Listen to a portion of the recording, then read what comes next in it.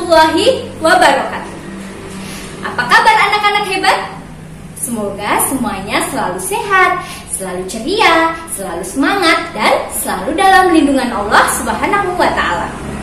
Kembali hadir Bu Okta menemani anak-anakku semua dalam pembelajaran bahasa Indonesia. Dan di kesempatan kali ini kita akan melanjutkan materi kita tentang cerita fantasi. Sebab kita adalah ciri-ciri dan unsur-unsur cerita fantasi. Sudah siap? Oke, sebelum kita membahas apa saja ciri dan unsur cerita fantasi, Bu Okta ingin mengingatkan dulu kepada anak-anakku semua. Apa sih cerita fantasi itu? Masih ingat? Nah, kalian bisa menyimaknya di sini. Jadi, yang perlu anak-anakku semua ingat, cerita fantasi itu cerita yang bersifat fiktif dan imajinatif. Artinya, apa yang ada di dalam cerita fantasi itu sifatnya hanya khayalan belaka dari si penulis. Apa yang terjadi di dalam cerita fantasi itu tidak terjadi di dalam dunia nyata. Sudah ingat ya? Oke, sekarang kita lanjut ke materi kita yang sebenarnya. Yang pertama adalah ciri-ciri dari cerita fantasi. Di sini, Bu Okta akan menjelaskan 6 ciri utama dari cerita fantasi. Yang pertama, ada keajaiban, keanehan, dan kemisteriusan. Yang kedua, ada ide cerita. Yang ketiga, menggunakan berbagai latar. Entah itu latar yang menembus ruang ataupun waktu. Yang keempat, tokoh-tokohnya itu unik.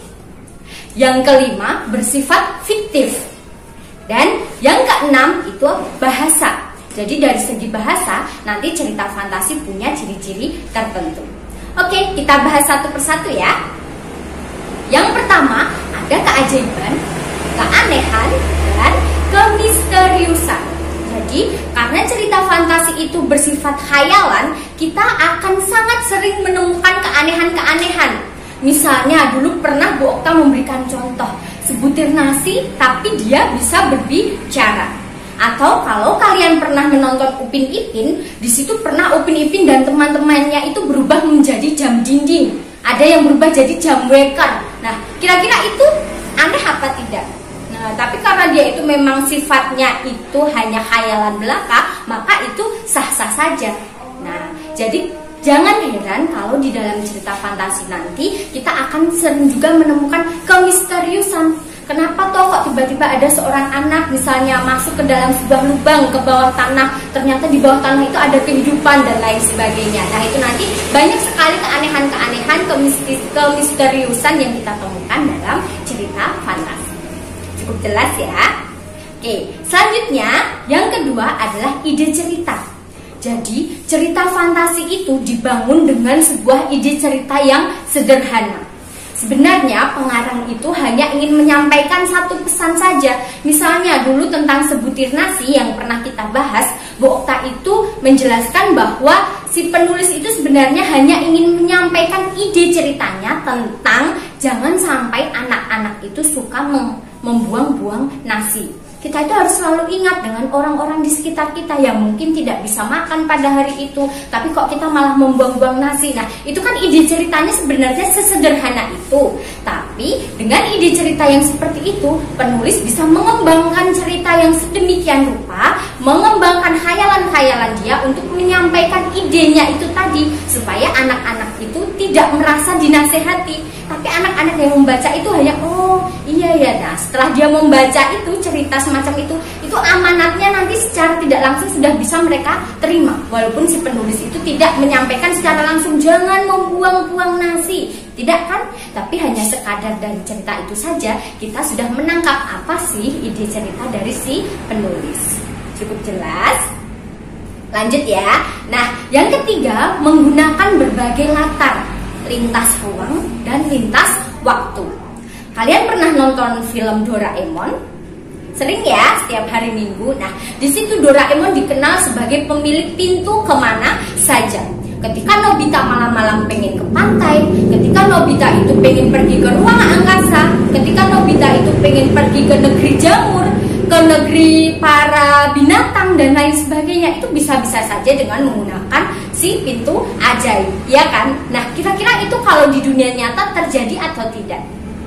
Tentu tidak ya. Kalau ada seperti itu pasti kita sudah membelinya. Semua orang akan membeli pintu yang seperti itu. Itu hanya terjadi di film-film fiktif, film-film yang penuh imajinasi. Itu contohnya itu. Jadi dalam cerita fantasi itu jangan heran kalau settingnya, latarnya itu bisa menembus berbagai ruang dan waktu. Kita bisa bebas pergi ke masa depan, kita bebas pergi ke masa lalu, kita bebas pergi ke negeri dongeng apapun, asal si penulis itu mau menuliskan cerita yang memiliki tema-tema itu tadi.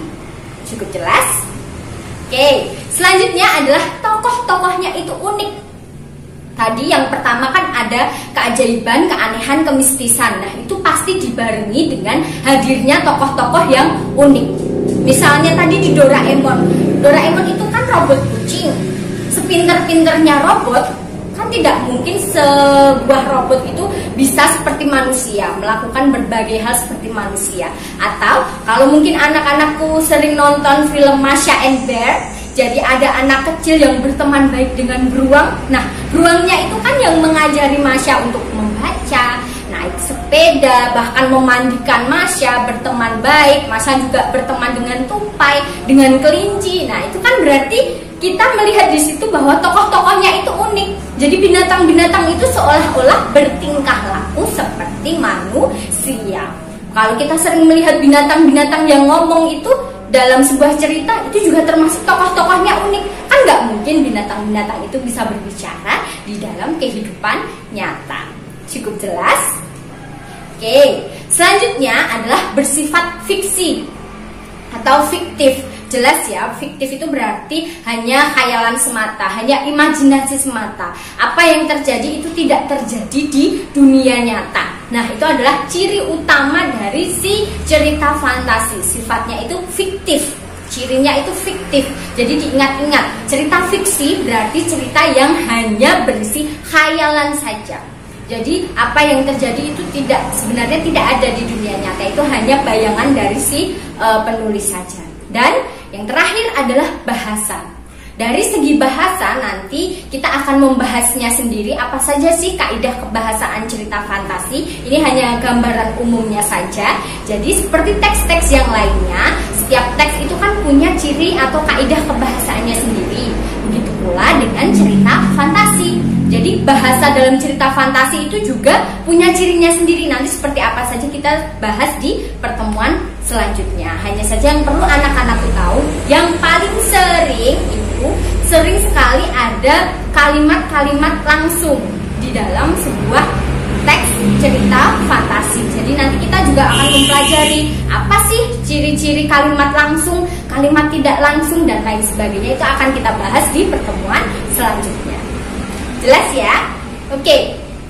Kalau sudah jelas apa saja ciri-ciri dari cerita fantasi, kita akan lanjut ke unsur-unsur cerita fantasi.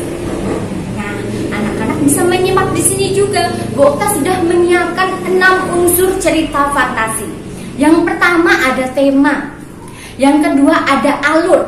Yang ketiga ada tokoh dan penokohan. Yang keempat ada latar. Yang kelima ada sudut pandang. Dan yang keenam ada amanat. Kita bahas satu persatu ya. Oke. Yang pertama adalah tema. Tema itu ide paling mendasar yang menjadi acuan untuk menghubungkan sebuah cerita. Jadi ketika kita itu membaca sebuah cerita, pasti selalu ada pertanyaan. Apa sih tema cerita itu?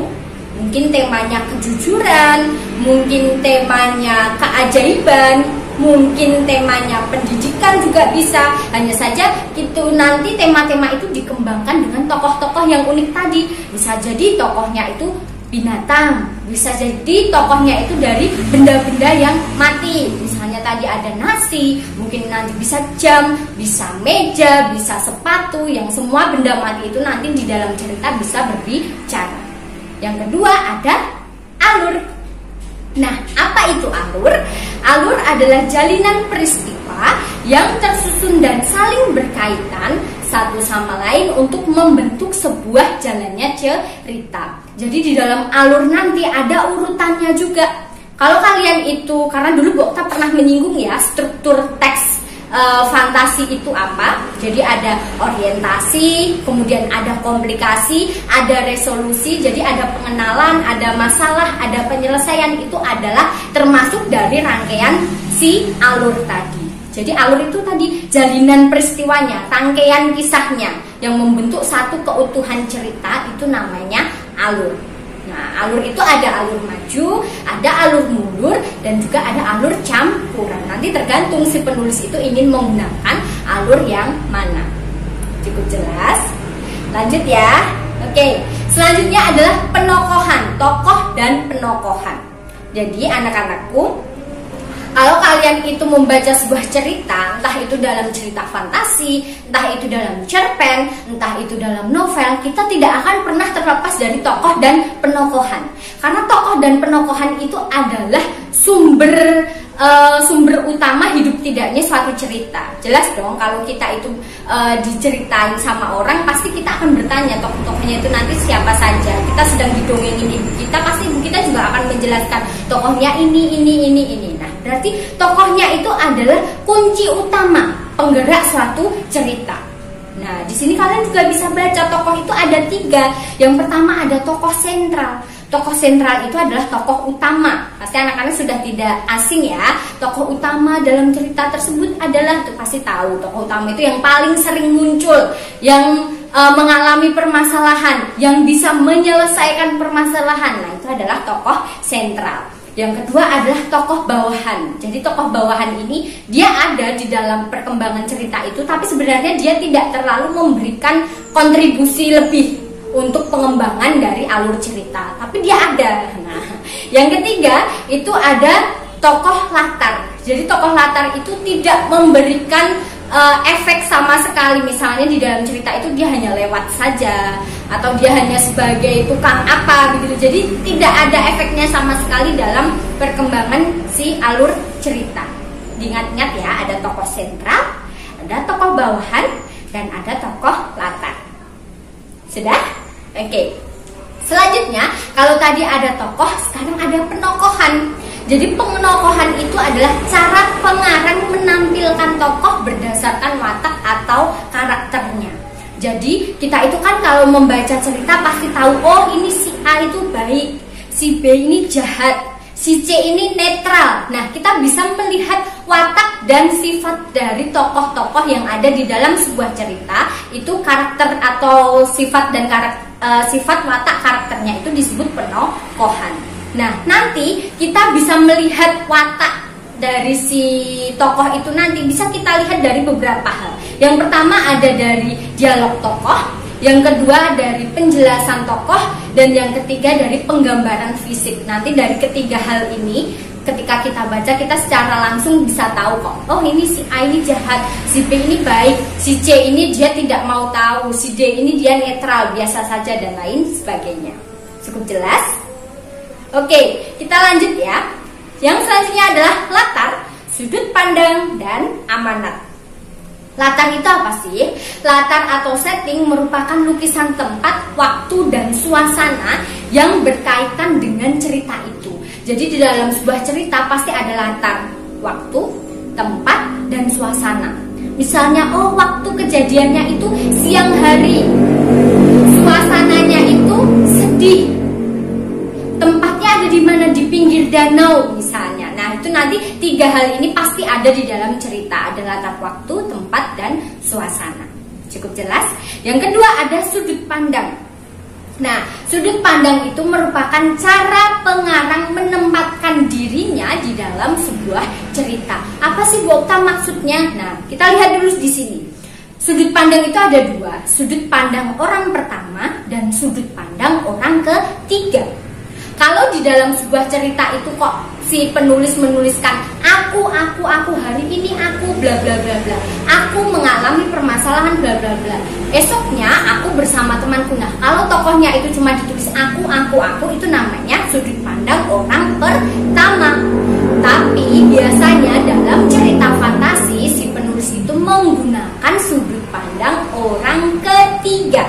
Kenapa begitu? Karena di dalam cerita fantasi itu pasti si pengarang itu menceritakan tokoh yang lainnya. Jadi dia itu menceritakan tokoh-tokoh di situ, tokoh aku di situ tidak ada. Misalnya Masha and Bear itu kan berarti menceritakan Masha, beruang dan teman-temannya, ada kambing, kelinci, tupai dan lain sebagainya. Itu berarti si pengarang hanya bersifat sebagai pencerita.